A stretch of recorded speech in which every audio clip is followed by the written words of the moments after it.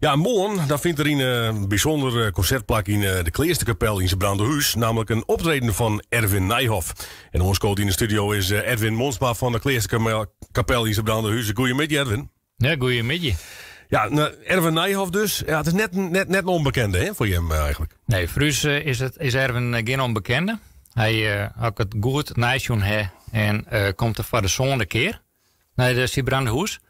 En ja, voor ons is Erwin een legende, maar hij heeft een beetje bij. Hè? En wij vinden het superleuk dat hij komt. Ja, wat is zijn genre muziek? Precies, wat speelt er? Hoe mag ik daar aan denken? Nou, als je Erwin is bekend worden voor hen van de Prodigal Sons. Hè, voor hen. Nou, die weer altijd maar op tour. Dus hij maakt een beetje zin. Hij zit een beetje in het pop-rock genre, zeg maar zeggen. Ja. En hij maakt het verschillende versjes als het een beetje vergelijking kost. Het leuke is om te vertellen, hij is op Pedelien. Is hij bij de Voice of Holland in de West. En hij rond een beetje weer waarom. Net voor zijn eigen. In de optredens wat minder bekend. Hij had zoiets van ik wilde weer een boost aan. Dus zitten naar de Voice of Holland gaan. En daar had een hele indrukwekkende versie maken van The River van Bruce Springsteen. Dus als het een beetje vergelijkje meist, had ik het zelf door. Ik neig altijd wel een beetje die kant uit. Dat er richting de Bruce Springsteen-achtige versjes gaat. Ja. En dat vind ik wel eens wat, tenminste dat is persoonlijk dan, zeg ik maar zeggen. Maar hij had een beetje, ja, die kant op Rolling Stones-achtige nummers. Hij had ik met Mick Taylor het er wel eens gecomponeerd. Dat wie vroeger een van de gitaristen van de Stones. Ja, dus dat vind ik zelf altijd wel heel indrukwekkend. Ja, dus hij had best wel een soort ondervinding, een soort DNA. En nog steeds, hij is wat dat betreft volop bezig. Nou, hij hem vanuit de Kleesterkapel, ja, er wordt een soort georganiseerd voor hem. Nou, hij hem een jubileum te vieren, hè? Ja, we vieren hem net heel uitbundig, zeg maar zeggen. Nee. Maar we zijn 30 jaar onderwijs. Nou, 30 jaar is een heel skoft. Een heel skoft. Ja. Dus we zijn toen ik er net bij. Maar het is uiteindelijk in 1994 is het al keer begonnen. En de concerten die vieren, die werden al keer in het kerkje van Sibrandenhuis georganiseerd. En in die tijd winnen we ook wel een pionier daarin. Ja, er winnen ook weinig kerkjes die nog concerten zoals wij dat doen. En dat is dus nou hoe langer hoe meer. Ja. Maar het voor 30 jaar, als dan elke maand ongeveer een concert hast in het seizoen, 8 tot 10 concerten in het seizoen, ja, dan was het eigen. Ja.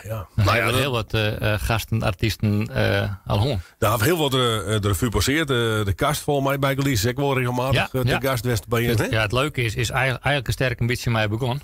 En de allereerste concert wat er in Sibrandenhuis in 1994 joen was, dat wie Sietse Broersma. En die kwam toen bij de Lankemer band. En dat de Lankemer binnenband is wie dat. En dat is eigenlijk, daar is het eigenlijk al begonnen. Ja, okay. En vanuit daarbij is het op, er kwamen nog langer meer Pieter Wilkens en Kamerlettrek, maar het is daar is een beetje begonnen. En als dan naar de kast just, wat wij wel heel bijzonder vinden, dat wij de akoestiek in de Kleesterkapel is fantastisch. Ja, ik zou eigenlijk zeggen, want die akoestiek in het kerkje, dat is natuurlijk best heel bijzonder. Dat is heel bijzonder, ja. En wat dan eigenlijk wel heel bijzonder te nemen is dat zo'n band als de kast op een gegeven het hele jaar waarom, net als zijn van die stiekem in de Kleesterkapel hadden ze hun opsluiten, 100 dagen, voor opnames te maken en voor een ISD toen het deed. Okay, en als ze dan gewoon en puur dan naar de... Hè? Ja, dus eigenlijk voor een opnamestudio is de kerkje eigenlijk bij Gelies heel zoals het hem hartbroeken kennen. Ja, ik weet het. Nou, de komende maand ga je hem echt nog ooroptredens gepland, hè? Ja. We hebben naast, maar we hebben daarnaast in december, ik was een dikke maand, en dan hebben we altijd op 23 december hebben we de Jong van de Christnacht. En dat is altijd voor het goede doel. Dat doen we dan voor Stichting Make-A-Wish. En dit jaar hebben wij Jelle B. bereid om bij u te komen. En Jelle B. dat wie vroeger natuurlijk een hele bekende artiest. Die had hij met de grote B-opaat. Ja, die reuze bekend. En hij is ook mee stoppen. En met zijn professionele carrière. En toen is er een squallenmaster geworden. En, maar ja, het bloed kroept werd net geen keer vanzelf. Dus hij is op een gegeven moment met een paar collega's squallenmasters. Iedere nieuwe groep begon. Jelle B. en de meesters. En wij vonden het wel leuk. Hij komt uit de buurt zelf van oorspronkelijk. En we zijn van, Soester Dwanwollen. Dus hij komt en bij de meesters. En het goede is net een paar muzikale vrienden mee. Al je voor het goede doel. Het eerste concert in de reeks die op Jontiet is om jou uren. En de horen concerten zoals morgen Erwin is middags om jou 4 Ja. Tjerk waarom 3 uur repen. En maar we hebben dus inderdaad dat is een heel speciale jongen. En dan wordt collega Willem Woutpiek de Vries, die is dan de presentator altijd van de jongen. Dus ik altijd wel heel mooi. Dus ik altijd elke keer erbij. Ja, dat is een heel mooi. En ja, ik vond een goed doel om daar natuurlijk heen te keren. Absoluut. Nou, even hoe morgen nog. Kunnen de meesten nog kaarten krijgen voor het concert van Mortemidje van Erwin Nijhoff? Nee. Er is op een gegeven moment besloten om geen vafkip en geen reserveringen te doen. En dat is nog steeds zo. Dus als de meesten komen willen, de dwarren om 3 uur repen. Dus er is geen voorverkoop. Kaarten binnen door, €12. En ik maak er altijd wel een bij, het is contant.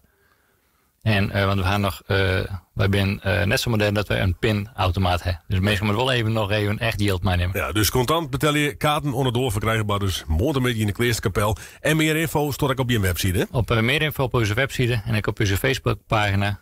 Kun je meestal nog even zien als we wat meer informatie daarover. Nou, maar dat moet helemaal goed komen. Dacht ik wel. Ja, wij hadden er wel zin in. Ja, nou, helemaal super. Een heel soort wil en een succes de komende tijd. Edwin Monsma van de Kleesterkapel. Dank voor de komst naar de studio. Dank u wel.